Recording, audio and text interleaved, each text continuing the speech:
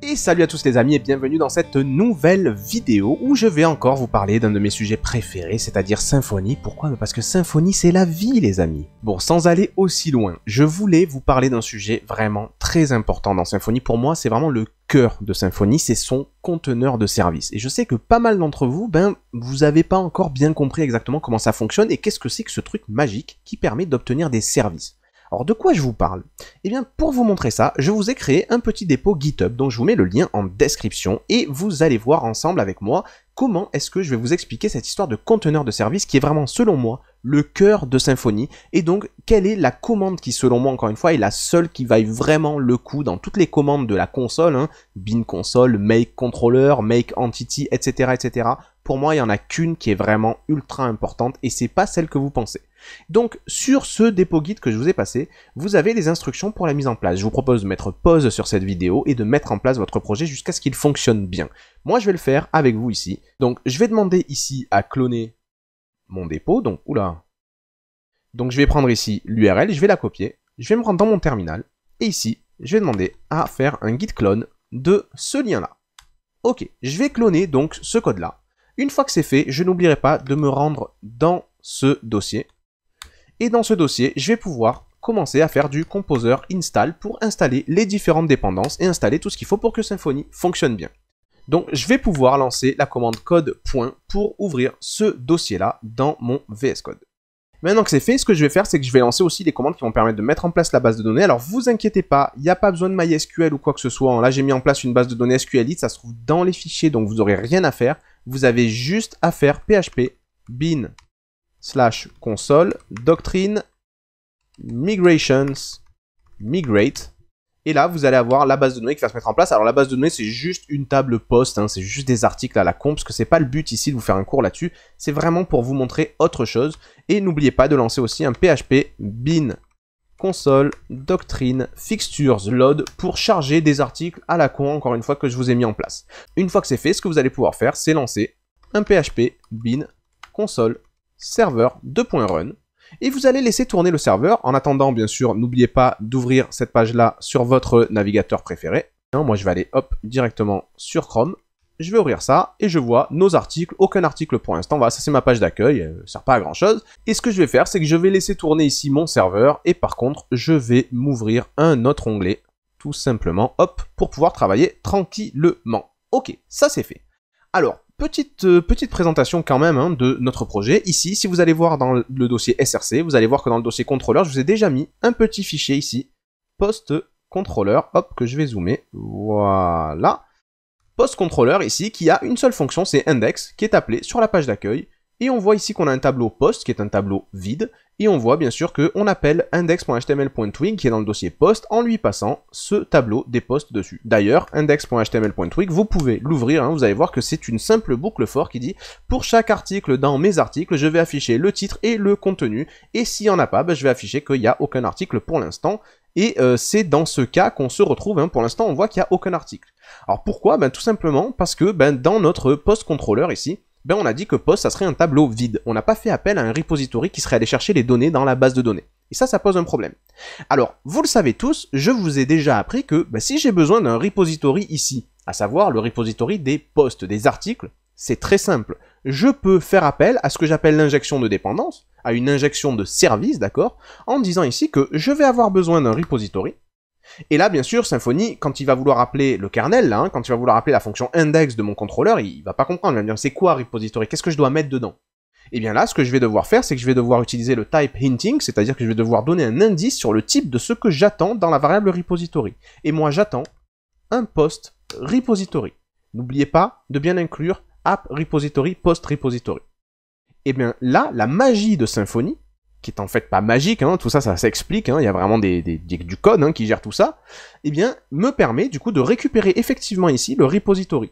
Et donc dans mes posts, au lieu de dire tableau vide, je peux dire repository, flèche, find all, et si je sauvegarde ici, et que je me rends dans Chrome, si j'actualise, je retrouve mes articles qui viennent de ma base de données. C'est magnifique, c'est même magique presque. Eh bien non. Derrière tout ça, il y a une notion qui est essentielle à comprendre, et c'est le conteneur de service de Symfony. Donc le conteneur de service de Symfony, qu'est-ce que c'est?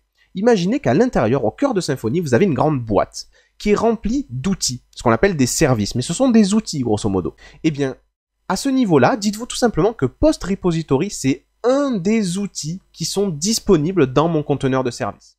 Donc dans ce conteneur de service, on a effectivement un routeur, un mailer, on a un outil pour se connecter à la base de données, on a Twig, on a plein de choses, on a plein d'outils qui vont nous servir. Et ces outils, ben, quand on veut les sortir du conteneur, de la boîte en carton, c'est très simple, il suffit dans une fonction d'un contrôleur d'y faire appel ici par ce qu'on appelle de l'auto-wiring, c'est-à-dire le simple fait de dire que j'en ai besoin dans ma fonction, fait que le conteneur de service va me donner ce que je demande.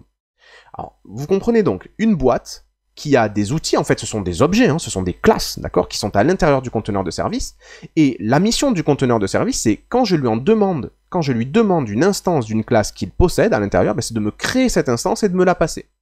C'est-à-dire que la spécialité du conteneur, c'est de construire des objets pour me les passer.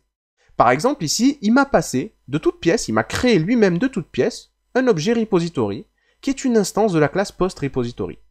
Ça veut dire qu'il a été capable d'analyser la classe post-repository, je peux vous la montrer, elle se trouve ici, dans le dossier src repository post-repository. Il a été capable de l'analyser, et il s'est dit, bah, puisque tu me demandes un post-repository, il va falloir que je te construise ce post-repository. Il a donc appelé le constructeur.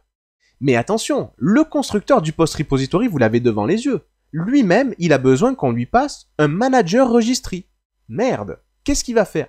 Ben, le conteneur de service, il est capable de dire, ah, la fonction index a besoin du post repository, donc je dois lui construire. Mais pour construire le post repository, j'ai besoin du manager registry.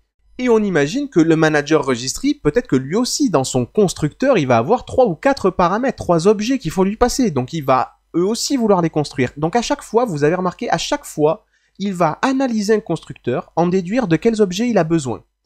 Pour chaque objet, il va vouloir les construire, donc il va analyser leur constructeur et construire les objets aussi. Donc la spécialité, encore une fois, du conteneur de service, c'est de construire des objets. Ce conteneur de service, donc, pour faire un premier point sur cette première partie de ce tuto, c'est une grande boîte qui contient des classes, et il est capable de les analyser, il est capable de les comprendre pour savoir comment est-ce qu'il doit les instancier quand on lui demande d'avoir ces objets-là. Alors la première question qu'on se pose, c'est comment est-ce qu'on peut extraire un service? Voilà, il y en a une grande boîte, il y a des outils dedans. On veut se servir d'un outil. Comment est-ce qu'on peut l'extraire? Bien, vous l'avez vu. On a deux façons de les extraire. Soit dans les fonctions d'un contrôleur, soit dans le constructeur d'un service. Ça, c'est autre chose, c'est quelque chose sur lequel je ne reviendrai pas forcément tout de suite. Mais grosso modo, on a deux façons de soutirer, donc d'obtenir des services à partir du conteneur de service. On a une troisième façon, mais qui est très poussée, du coup, je ne vais pas l'expliquer ici. En se référant directement au container. Mais ça, c'est encore autre chose. Donc ici, je vous ai montré, j'avais besoin du repository, je l'ai pris. Alors par contre, comment est-ce que j'ai su que le post repository existait? Comment est-ce que j'ai su que j'avais le droit de le faire? Alors là, vous allez me répondre, bah évidemment, Lior, t'as regardé la documentation. Ça, c'est vrai. Dans la documentation, on voit qu'on a le droit de demander un post repository, ça c'est vrai. Mais imaginons que j'ai pas de documentation. Comment est-ce que j'ai pu savoir que, oui, le conteneur de service possède un truc qui s'appelle le post repository et que je vais pouvoir utiliser? Et c'est là où intervient le cœur de mon cours, c'est cette fameuse commande php bin console debug auto wiring. Je vais vous la montrer. Cette commande qu'on peut lancer dans le terminal, php bin /console debug auto wiring. Ok, auto wiring. Excusez-moi, hein, j'ai un nouveau Mac là, je sais pas comment ça marche, moi j'ai des claviers PC depuis que j'ai 10 ans, mais là c'est nouveau. Et bien cette commande, elle va nous permettre de voir tous les services qui sont disponibles via l'auto-wiring. Je vous rappelle que l'auto-wiring, les amis, c'est cette méthode qui nous permet de dire ici qu'on veut directement recevoir les paramètres dans les fonctions de nos contrôleurs. Ça, c'est de l'auto-wiring, ok? Le fait de dire, bah, j'ai besoin d'un repository qui est de type post-repository, et bah, qui fait que automatiquement le conteneur de service va nous les filer. C'est ça qu'on appelle l'auto-wiring. Donc quand je dis debug de point auto-wiring, je suis en train de lui dire, mais dis-moi quels sont les services disponibles. Vous voyez qu'il y en a plein. Chacun de ces trucs-là, c'est un outil qui va vous permettre de travailler. Je vous montre par exemple, ne serait-ce que ça, voilà. J'en prends un au hasard. Doctrine DBAL Connection. Bah, c'est une connexion qui va vous permettre de faire des requêtes à la base de données. Et bien vous avez tout à fait le droit de, ici, demander à l'utiliser. Donc vous le rajoutez ici dans votre méthode, en paramètres, vous le rajoutez, et le conteneur va vous le donner, vous pourrez faire des requêtes. Magnifique, vous avez besoin de faire des requêtes? Ben voilà, vous pouvez faire des requêtes. C'est cool ou pas? C'est super cool. Je vais vous donner peut-être un autre exemple, hein, j'en sais rien. Vous avez par exemple ici, ben voilà, le Swift Mailer. Vous avez besoin d'envoyer des mails? Ben voilà, vous avez Swift Mailer. Vous le demandez ici, en injection de dépendance, vous le mettez en paramètre, j'ai besoin d'envoyer des mails, donne-moi le Swift Mailer pour que je m'en serve. Et le conteneur de service va vous le donner. Magnifique. Donc ici, PHP bin console, donc debug 2.autowiring, c'est la commande à connaître pour savoir quels sont tous les outils que vous pouvez utiliser par injection de dépendance. C'est super cool. Mais là où je voulais en venir tout à l'heure, c'est que si vous appelez cette fonction en rajoutant quand même -all, ben vous allez en voir un peu plus de ces services. Vous allez voir vraiment tous les services que vous pouvez demander par injection de dépendance. Et si vous remontez tout en haut de cette liste, c'est là où ça va devenir rigolo. Si vous remontez tout en haut de cette liste, vous allez voir ici que votre contrôleur fait partie des services qui sont dans la boîte, ils sont dans le container, donc on peut demander au conteneur votre post controller par exemple. Votre fixture en fait partie aussi, et votre post repository en fait partie aussi. Magnifique.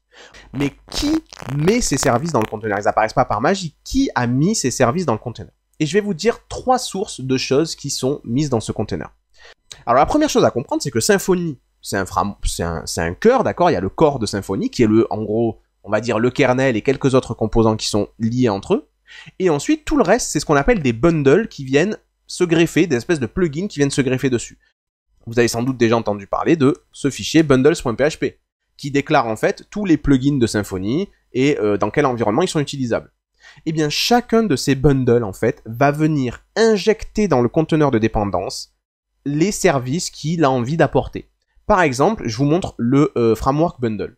Le framework bundle, et comme toutes les classes bundle qu'il y a ici, hein, toutes elles font la même chose. Si vous allez voir une classe de bundle, vous allez voir qu'à l'intérieur, il y a une fonction qui s'appelle le build. Et la fonction build, elle va recevoir le conteneur, donc elle reçoit la boîte, peu importe ce qu'elle contient, peut-être qu'elle est vide, peut-être qu'elle contient déjà des choses, elle reçoit le container, et en fait, elle va faire ce qu'on appelle des compiler pass, c'est-à-dire qu'en gros, elle va injecter des outils dans la boîte. Donc chaque bundle, à chaque fois qu'un bundle est chargé, on appelle cette fonction-là, et vous le voyez, hein, cette fonction, ce qu'elle fait, c'est qu'elle ne fait que ça, elle ne fait que rajouter des choses à l'intérieur à l'intérieur tout simplement de notre conteneur de service. Donc c'est pour ça que par exemple, ce bundle-là, il rajoute tout ce qui concerne le log, il rajoute ce qui va concerner les contrôleurs, il va rajouter ce qui concerne le routing, il va rajouter ce qui va concerner le templating, d'accord? Il va rajouter toutes sortes de choses à l'intérieur de notre conteneur de service. Et ça, c'est vraiment super propre. Donc première chose, ce sont les bundles qui injectent des services dans le container. Et comme ce fichier bundle là que je vous ai montré, il est appelé dès le début, hein, quand on appelle une page Symfony, dès le début, en fait, ce fichier de bundle est appelé. Donc dès le départ, votre container va se retrouver avec différents services injectés à l'intérieur. Première façon d'injecter des services, donc de faire que dans le container, il y ait des services qu'on puisse utiliser, c'est l'injection par les bundles. Ok. Deuxième façon de faire. Et pour ça, je vais vouloir vous montrer... le fichier de configuration de notre conteneur de service qui s'appelle le service.yaml. Et qui est connu hein, comme fichier. Et bien dans ce fichier, vous allez voir qu'il y a toute une partie service, où on explique qu'on veut utiliser l'auto-wiring, qu'on veut utiliser l'auto-configure, et ici vous allez voir un truc un peu bizarre. Vous allez voir, écoute mon gars, ce que tu vas faire, c'est que tu vas rajouter en ressources tous les fichiers, toutes les classes qui existent dans le dossier SRC, à l'exception des fichiers qui sont dans le dossier Dependency Injection, Entity, Migration, Test et du fichier kernel.php. Qu'est-ce que ça veut dire? Eh bien, ça veut dire que le conteneur de service, dès le chargement de votre application, les gars, il est capable d'aller voir dans le dossier SRC toutes les classes qui existent et de les charger à l'intérieur, de se les injecter à lui-même, si vous voulez, de les prendre en compte. Alors, dans ces classes, on a quoi? On a le contrôleur, oui. Donc, le contrôleur fait partie des services existants dans le container, ça c'est cool. Dans ces classes, on a quoi? On a la fixture, même si on voit pas trop à quoi ça sert, ça c'est injecté dans le conteneur, ok. Là, on voit par exemple l'entity post. Mais l'entity post, c'est une classe qui n'est pas injectée. Pourquoi? Parce que dans le fichier de config, on a bien dit, à l'exception des trucs qui se trouvent dans le dossier entity et dans le dossier migration. Donc, votre post et votre migration ne font pas partie des services qui sont disponibles dans le container. Par contre, votre repository, là, le post repository, lui, il fait bien partie du dossier SRC. Et il n'est pas exclu dans le fichier de config. Donc, votre repository est automatiquement, dès le début de votre application, dès le lancement, il est injecté au sein de votre container, et donc c'est pour ça que vous avez le droit de le demander, puisqu'il y est présent. Ok? Alors maintenant, je vais vous montrer la dernière façon d'enregistrer un service. Ici, je vous ai montré que les bundles enregistraient des services dans le container, je vous ai montré aussi que toutes les classes qui faisaient partie du dossier SRC, à l'exception de quelques-unes, font aussi partie du container, et donc il y a moyen de les utiliser, de les demander ici dans ma fonction index. Mais il y a une autre façon d'enregistrer un service. Imaginons une classe qui n'est pas dans mon dossier SRC et qui n'est pas injectée par un bundle. Comment est-ce que je peux expliquer à mon conteneur de service qu'il faut qu'il la prenne en compte parce qu'on va vouloir la demander à différents endroits. Et pour faire ça, je vais repartir sur Chrome. Et vous voyez qu'on a ici du Markdown. Et moi, j'aimerais bien que ce Markdown, on puisse le parser. Donc, ce que je vais faire, c'est comme on travaille avec Composer, il va falloir que j'installe un package qui me permette de parser du Markdown. Donc, pour ça, je vous propose d'aller sur packagist.org. Et sur packagist.org, ce que vous allez voir, ce que vous allez rechercher, c'est Markdown. Et on va voir un peu tout ce qu'on nous propose avec du Markdown. Alors si vous faites cette recherche, vous allez voir différentes librairies, et vous allez même voir ici un bundle. Alors nous, on va pas utiliser un bundle, le bundle de KNPLab, parce que sinon je vais rien vous montrer. Vous savez, le bundle va lui-même injecter un service qui nous permettra de faire du Markdown. Moi, je vais vous montrer comment vraiment injecter dans le conteneur une classe qui n'est pas injectée automatiquement. Donc, je vous propose que l'on prenne ensemble le CB Markdown. Vous cliquez dessus, et vous allez voir qu'on va pouvoir l'installer, et dans la documentation, vous allez voir comment on s'en sert, c'est très simple. Il suffit de créer un objet qui soit un new CB Markdown, ok. Et bien, une fois qu'on a créé ce parseur, on a la méthode parse qui nous permet, en lui filant une chaîne de caractères qui contient du format Markdown, il va nous refiler du HTML, très simplement. Donc moi, ce que je vous propose, c'est qu'on installe cette librairie. Alors pour installer cette librairie, on va se rendre dans le terminal, et on va faire un composer require de CB Markdown. Ok, c'est parti. Et alors, une fois que c'est installé, on va voir une erreur que les débutants font souvent. Les débutants se disent, ok, très bien, j'ai installé ma classe CB Markdown, donc j'ai envie de pouvoir l'utiliser. Et ce qui se dit, c'est qu'ils peuvent tout de suite venir ici et dire, ok, je vais avoir besoin d'un truc que je vais appeler parseur, et qui sera égal, et qui sera en fait de type Markdown. Et bien sûr, il ne faut pas oublier ici de bien faire le use de CB Markdown. Ok. Mais du coup, ils se disent, ok, comme ça, le container, je fais comme le repository finalement, je me le demande à l'injection. Et du coup, ils se disent ici que, ok, je vais faire un DD de mon parseur, et on va voir ce que ça nous donne, ok, tout simplement. Mais sauf que là, je vais vous montrer que si vous allez actualiser, évidemment, ça va vous péter à la gueule. Parce que, ok, c'est cool, vous avez installé la classe, mais est-ce que le conteneur le connaît? Pas du tout. Ici, regardez, le conteneur vous dit, je ne peux pas t'auto-wirer, je ne peux pas auto-wire le parseur. Pourquoi? Parce que ça représente une classe qui s'appelle CB Markdown Markdown, mais il n'y a aucun service dans le container qui s'appelle comme ça. Il n'y a aucun service qui correspond à la classe que tu me demandes. Et c'est évident, parce que je vous ai dit, soit un bundle injecte directement dans le conteneur un service, première façon, soit votre fichier se trouve dans le dossier SRC, et à ce moment-là, c'est injecté aussi. Mais notre fichier Markdown, là, notre librairie qu'on vient d'installer, elle se trouve où? Elle se trouve dans le dossier Vendor, là où Composer installe toutes les librairies. Elle ne se trouve pas du tout, ni dans le dossier SRC, ni dans un bundle qui l'aurait injecté. Alors comment est-ce qu'on va s'y prendre? Eh bien c'est très simple, on peut se rendre dans service.yaml, ici, et ici, regardez, vous avez une partie en bas où on vous dit, les gars, si vous avez d'autres services à faire en sorte que je connaisse, moi, le conteneur de service, n'hésitez pas à les poser ici. Et il n'y a rien de plus simple pour faire ça. Alors pour faire ça, il y a plusieurs façons. Mais la façon la plus simple, c'est de dire ici, voilà, moi, j'ai un nouveau service qui s'appelle CB Markdown. Markdown. Ok, tout simplement, c'est une classe qui s'appelle comme ça. Et donc là, ce que je suis en train de faire, c'est que je suis en train de demander à mon conteneur de service de la prendre en compte, cette classe. Et donc voilà, j'ai tout simplement dit ça comme ça, je veux que tu prennes en compte cette classe-là. Si je sauvegarde, et que je viens voir maintenant mon Chrome et que j'actualise, croyez-le ou croyez-le pas, ça marche. Regardez, il m'a bien filé un objet de la classe Markdown, ici, voilà. Et il m'a bien il m'a bien fait mon DD, mon dump. Et on voit bien ici que j'ai bien, donc, du coup, mon Markdown qui est arrivé. Super propre. Et donc, ce que je vais pouvoir faire maintenant, c'est que au niveau de mon poste contrôleur, je vais pouvoir utiliser ce parseur. Alors, qu'est-ce que je vais en faire de ce parseur? Je vais me créer ici, par exemple, un tableau que je vais appeler parsed post. Donc en fait, c'est mes posts, mais que je vais parser. Je vais pas avoir du Markdown dedans, je vais avoir du HTML. Et je vais me créer ici, tout simplement, un nouveau tableau. Ok. Ici, ce que je vais faire, c'est que je vais dire, pour chaque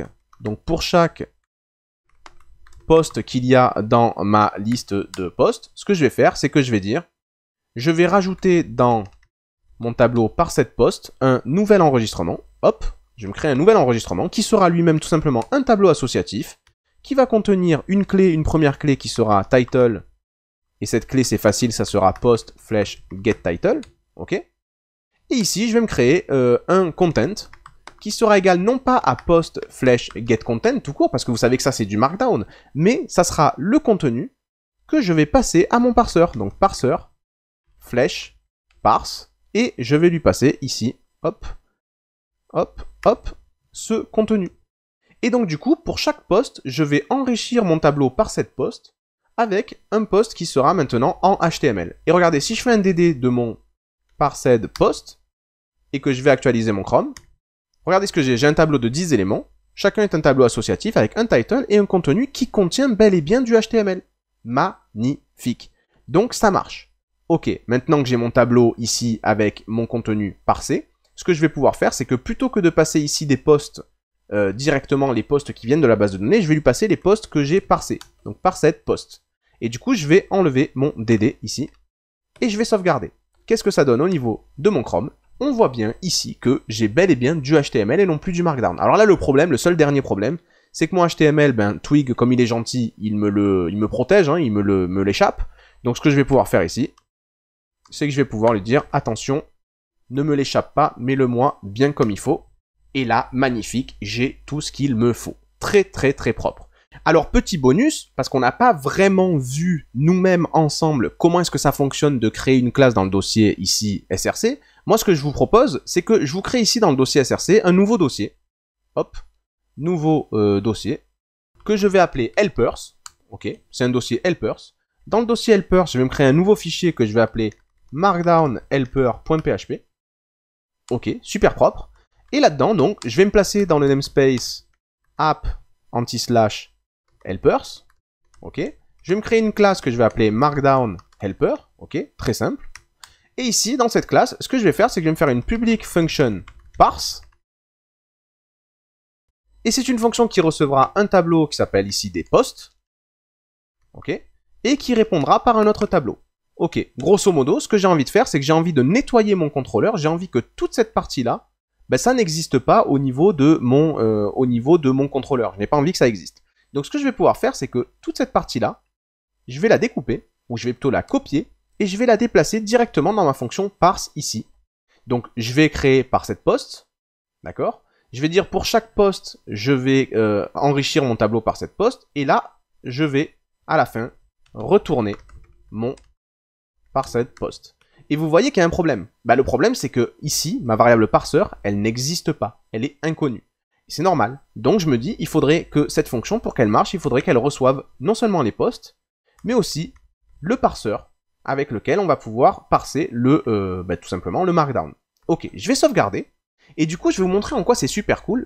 En fait, c'est très simple. Vu que cette classe, le markdown helper, je l'ai créée à l'intérieur du dossier SRC, rappelez-vous, toutes les classes qui sont dans le dossier SRC, elles sont chargées automatiquement dans le conteneur de service. Ça veut dire quoi? Ça veut dire que si je vais voir mon terminal ici, et si je vous montre, je vais faire un php bin console, debug auto wiring, et je vais demander à voir est-ce que j'ai quelque chose qui peut m'aider avec du markdown. Et là, je vois que non seulement j'ai mon CB markdown, c'est vrai, mais j'ai aussi une classe qui s'appelle le markdown helper. Magnifique. Et alors cette classe qui s'appelle le markdown helper, j'ai la possibilité ici de la faire venir. Donc je vais dire ici, j'ai besoin de mon markdown helper que je vais appeler helper. Helper. Ok, sublime. Donc maintenant que j'ai mon markdown helper, je peux me passer de toute cette boucle for each. Et je peux dire tout simplement, parset post, c'est égal à mon helper, qui a une fonction qui s'appelle parse. Et cette fonction, elle reçoit en premier lieu un tableau de posts, et en deuxième lieu mon parseur. Ok, super cool. Est-ce que ça marche toujours? On va regarder. On va actualiser. Ça marche parfaitement bien. Super. Donc on a bien vu, j'ai pu me créer ici un service qui m'a permis d'extraire toute la logique de parsage du markdown ici qui saoulait mon contrôleur en fait, qui rendait mon contrôleur un peu dégueu. Je l'ai mis dans un service à côté. L'avantage, c'est que maintenant, si jamais j'ai besoin de cette logique à un autre endroit, dans un autre contrôleur ou quoi, c'est très simple, je me ferai livrer mon markdown helper ici, et je l'utiliserai, très simplement. Alors, il y a une dernière chose, un dernier bonus. Ici, je vois que finalement, je ne reçois mon parseur que pour une seule raison, c'est pour le passer à mon helper, à mon markdown helper. Parce qu'il en a besoin. Je me dis, c'est pas une bonne chose. Est-ce que ce serait pas possible que le markdown helper, il se démerde tout seul, en fait? Et oui, c'est possible. Ici, en fait, au lieu de demander à recevoir le parseur, ce que je pourrais faire, c'est dire que quand on construit un Markdown helper, donc public function underscore construct, ici j'aimerais bien recevoir, mon cb markdown que je vais appeler ici parser, et j'aimerais bien le stocker dans une variable privée, donc je vais dire mon parser, c'est égal au parser qu'on m'a envoyé. Et donc ici, j'oublie pas de mettre une variable protégée que j'appelle parser. L'avantage, c'est que du coup, plutôt que de le passer ici en paramètre, le parser, j'en ai plus besoin dans cette fonction parse. Ce que je vais pouvoir faire ici, c'est plutôt que d'appeler parser, c'est appeler this flèche parser. Ok. Et vous savez ce qui est magnifique? C'est que comme ce service, le Markdown Helper, est injecté dans le conteneur de service, c'est le conteneur de service qui va l'instancier pour moi. Et le conteneur de service, quand il va vouloir construire mon Markdown Helper, il va analyser le constructeur, il va dire « Ah, mais le Markdown Helper, pour être construit, il a besoin du CB Markdown. » Donc, il va construire un CB Markdown qu'il va passer à mon Markdown Helper. L'avantage, excusez-moi, un mauvais réflexe, l'avantage, c'est que ici, je n'ai plus besoin de me faire livrer ce parseur-là. J'en ai plus besoin. En fait, mon Markdown, et je n'ai plus besoin de le faire passer ici. En fait, mon Markdown Helper, c'est se démerder tout seul. Allons tester pour voir si ça fonctionne bien. Et ça fonctionne très bien. Donc j'ai un service qui s'appelle le Markdown Helper, qui pour être construit aura besoin qu'on lui passe un parseur de Markdown. Ok. Il a une fonction parse qui a simplement besoin qu'on lui passe un tableau de poste. Il va boucler sur les postes en utilisant le parseur qu'on lui a passé à la base pour transformer du Markdown en HTML. Et il va me renvoyer les postes bien écrits. Et donc du coup ici, moi je peux juste me faire injecter mon helper et me travailler avec et récupérer les données que je veux correctement, proprement, et mon contrôleur reste très joli. Magnifique. Donc pour conclure sur tout ça, dans Symfony, n'oubliez pas, vous avez quelque chose de merveilleux qui s'appelle le conteneur de service. Qu'est-ce que c'est? C'est une boîte qui contient des classes, des outils, un mailer, un routeur, une session, un gestionnaire des repositories, Doctrine, du Twig, etc., etc. Tous les outils dont vous avez besoin sont dans le conteneur de service.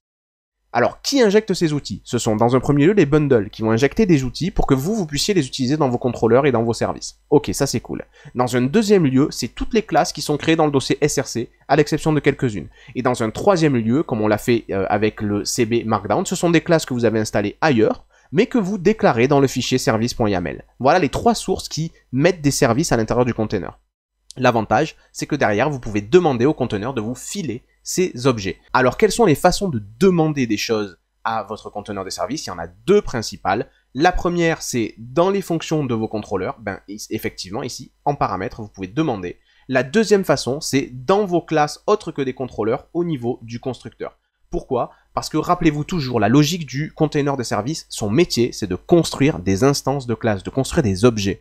Donc ce qu'il est capable de faire, c'est que quand on lui demande un objet, par exemple si je lui demande de me donner un Markdown Helper, il est capable de dire « Ok, je vais te construire un Markdown Helper. Mais pour construire un Markdown Helper, j'ai besoin de lui passer un parseur, qui est la classe Markdown de CB.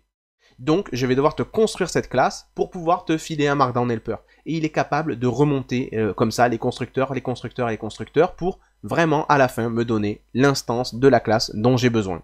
Et ça c'est vraiment excellent, c'est magnifique. Et n'oubliez pas, pour vraiment conclure là-dessus, que s'il y a une commande utile quand on fait du Symfony, c'est pas les make os, c'est pas les make entity, c'est pas les make form, etc. Tout ça vous auriez pu le faire vous-même à la main, c'est juste des facilitateurs. S'il y a une commande qui est vraiment importante, c'est le debug auto-wiring qui va vous permettre de savoir quels sont les services que vous allez pouvoir demander par auto-wiring, c'est-à-dire par injection en paramètres de vos fonctions ou de vos constructeurs. Et ça, c'est vraiment la clé pour avancer correctement dans Symfony, c'est de comprendre ces notions-là et de voir toute la puissance qu'on peut en retirer. Et je vous remercie d'avoir suivi cette vidéo en ma compagnie les amis, où on a parlé de ce qui est selon moi le cœur vraiment de Symfony. Le reste c'est de l'initiation, ok on construit des sites, on est content, mais en réalité si on ne comprend pas cette logique là, on peut pas aller beaucoup plus loin avec Symfony. Une fois que vous avez cette logique dans les mains, cette logique du conteneur de service et des outils qu'il contient et de comment les utiliser, comment les extraire, alors là, là vous commencez à vous régaler. N'oubliez pas non plus que j'ai ma dernière formation qui est sortie il y a pas très longtemps sur API Platform et React. Si vous avez envie de mêler du Symfony avec du React et de vous régaler avec API Platform, je vous mets ici le lien vers la vidéo de présentation et dans la description un lien avec un coupon de réduction vers la formation sur Udemy. Comme ça, vous pourrez en profiter pleinement. Si vous avez aimé cette vidéo, n'oubliez pas d'y mettre un petit pouce bleu qui est gratuit, qui fait toujours plaisir. N'hésitez pas non plus à commenter si vous avez des questions, j'irai répondre le plus souvent possible. Bien sûr, sûr, n'hésitez pas aussi à partager la vidéo pour faire grandir la belle communauté de cette chaîne YouTube. Et bien sûr, si ça fait plusieurs fois que vous passez devant une vidéo qui vous plaît sur ma chaîne, ça serait dommage de ne pas vous abonner pour ne pas rater du coup la prochaine qui va sortir. Dans tous les cas, d'ici à ce qu'on se retrouve sur YouTube, sur Udemy ou même, on sait jamais, dans la vie réelle, n'oubliez pas les amis, développez-vous bien.